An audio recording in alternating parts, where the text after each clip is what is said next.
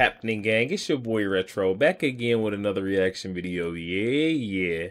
Today things are getting spicy between Donald Trump and Ronna Mcdaniel's, chairwoman of the Republican National Committee. Ronna Mcdaniel's absolutely got flamed up by Vivek Ramaswamy. Vivek Ramaswamy honestly didn't spare anyone, not any of the candidates that he was running up against.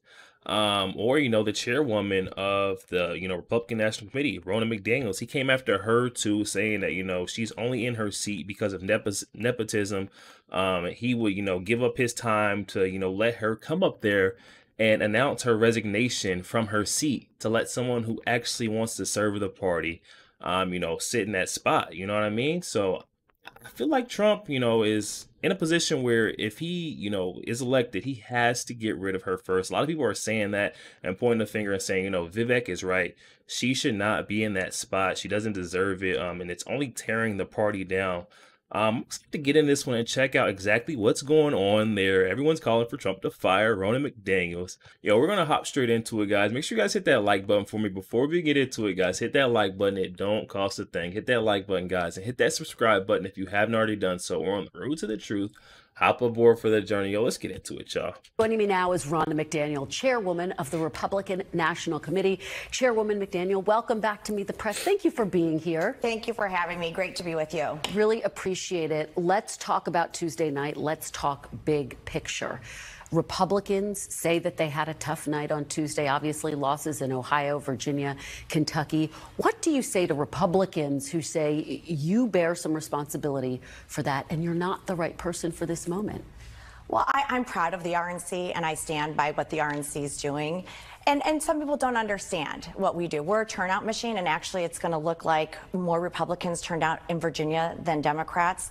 We actually turned out more Republicans than Democrats in Kentucky. We're not the messaging. That comes from the candidate, and that's up to them. But I'm very proud of our minority outreach that the RNC is doing, the 70 lawsuits we're in right now on election integrity, and our Bank Your Vote initiative. And I think it's instrumental in how we're going to win back the Senate, win the White House, and keep the House in 2024. Thank you so much for having us. It was an honor to co-moderate that debate. We really appreciate it. Ronna Mcdaniel, thanks for being here. Thanks for having me. Good to see you.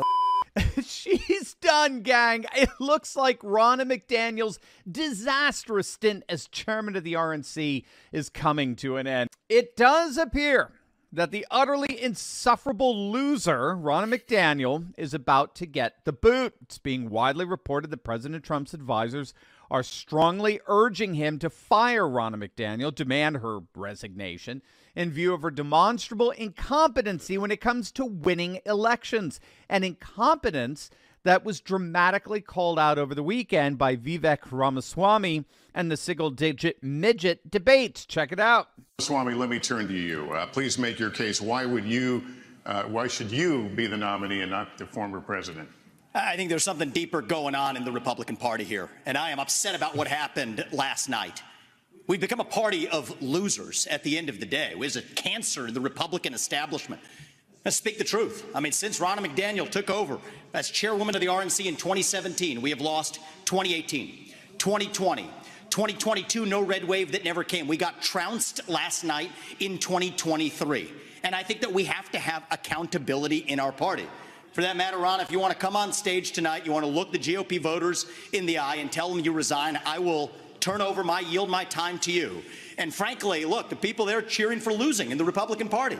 Think about who's moderating this debate. This should be Tucker Carlson, Joe Rogan, and Elon Musk. We'd have 10 times the viewership, asking questions that GOP primary voters actually care about and bringing more people into our party. Do you think the Democrats, and we've got Kristen Welker here, do you think the Democrats would actually hire Greg Gutfeld to host a Democratic debate? Come on, they wouldn't do it.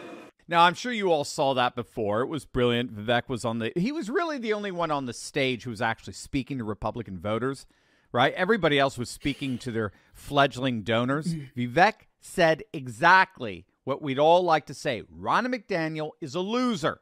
All she's done since taking over the chair of the RNC is lose, and she needs to go.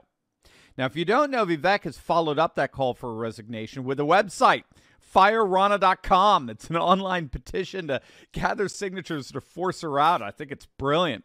It's a perfect follow-up to that public call for her resignation. And now we're learning that Republicans literally came within just a few thousand votes to win both the Senate and the House of Delegates in the state of Virginia, but Ronna Mcdaniel didn't give them the money they needed. Here's what she had to say. You don't let people lie about you and not let it go unanswered. Let it go unanswered. If somebody's spending $30 million against you and they're lying about you and say you won't give life-saving care for miscarriages or ectopic pregnancy, you better get on TV and tell them that the voters that that's a lie, or they think that's the truth.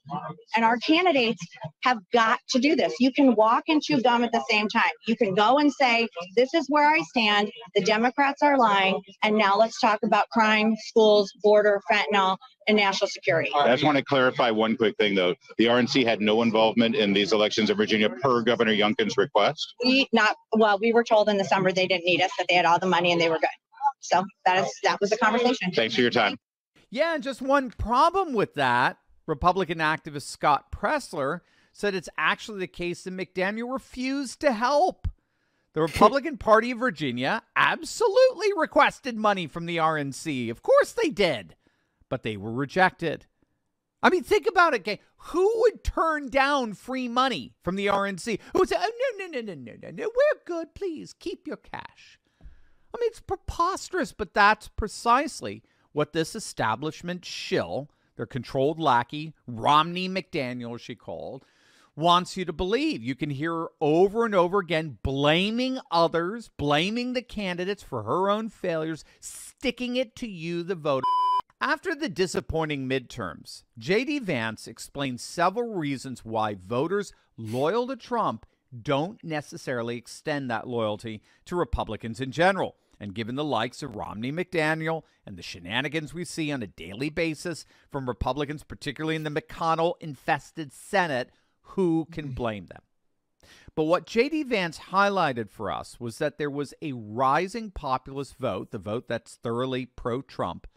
That vote is emphatically not pro-Republican. And this is absolutely key for us to get.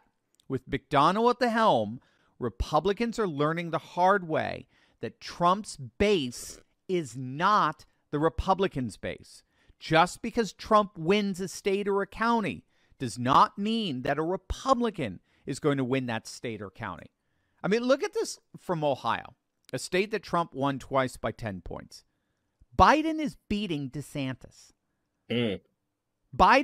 Ohio, a state that Trump won by 10 points, that has a Republican trifecta, where both the House and both houses of the state legislature are Republican, as well as the governor. That state right now is going to go blue if DeSantis is the nominee.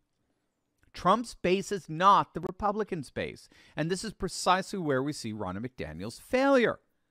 The Republican establishment that elected her live in a radically different cultural space than the Republican rank and file that make up the majority of their voters now. A majority of voters who are deeply distrustful of the Republican Party.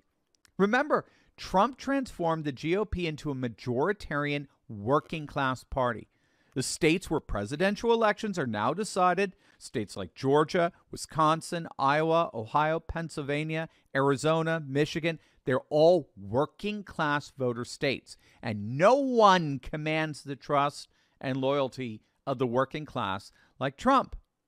And what McDaniel has to do, and what she appears absolutely incapable of doing, is she has to build a bridge so as to bridge over the gap between the new GOP voter and the GOP establishment. Until then, until she does that, Republicans are going to continue to exemplify political schizophrenia, and they're never going to win an election when Trump isn't on the top of the ticket.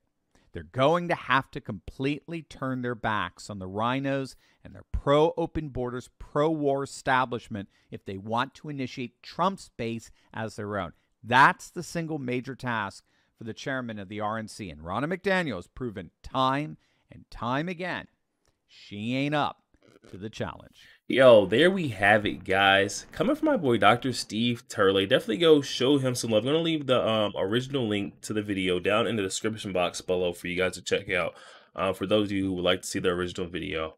But yo, it sounds like Ronna McDaniels is finding herself inside of the hot seat.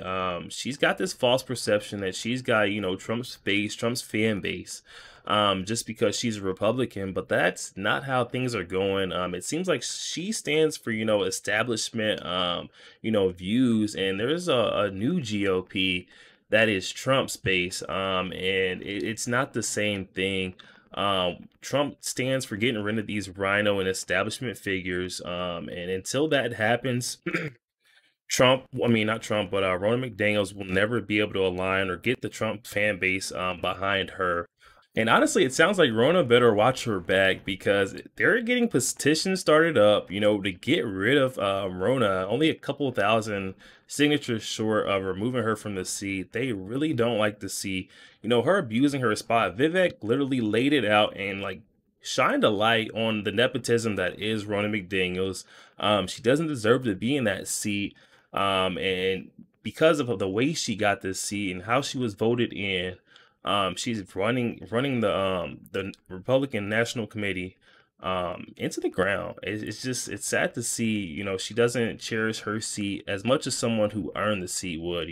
If you work for something, I feel like you work harder to make sure you don't tear it down. If you didn't have to work for it and it was a handout or a ticket, I feel like you're just going to let it, burn, and you really don't care how it goes down, because you didn't have to work for it. You know what I mean? Ronna needs to be removed from her seat, and I feel like that's one of Trump's main priorities when he gets in office. He's going to have to. I feel like a lot of his advisors are saying it for great reasoning. Vivek has called her out and shined a light on the corruption that is Ronna McDaniels. Yo, definitely hop in the comment section. Let me know your thoughts of Ronna McDaniels as the RNC chairwoman. Just, I feel like she definitely doesn't deserve that spot. I feel like we have someone better in that spot, especially when it comes to, moderating these debates. Like Vivek was saying, we had someone that actually brought, viewership in, like Tucker Carlson or Joe Rogan. People might actually show up to the debates like Donald Trump, you know what I mean? But that's just me. Definitely know your thoughts, guys, and let me know your thoughts in the comment section below. Also, make sure you guys smash that like button for me, guys. It don't cost a thing. Hit that like button and hit that subscribe button if you haven't already done so, guys. We're on the road to the truth. Hop aboard for the journey. I'll catch you guys on the next one. We go.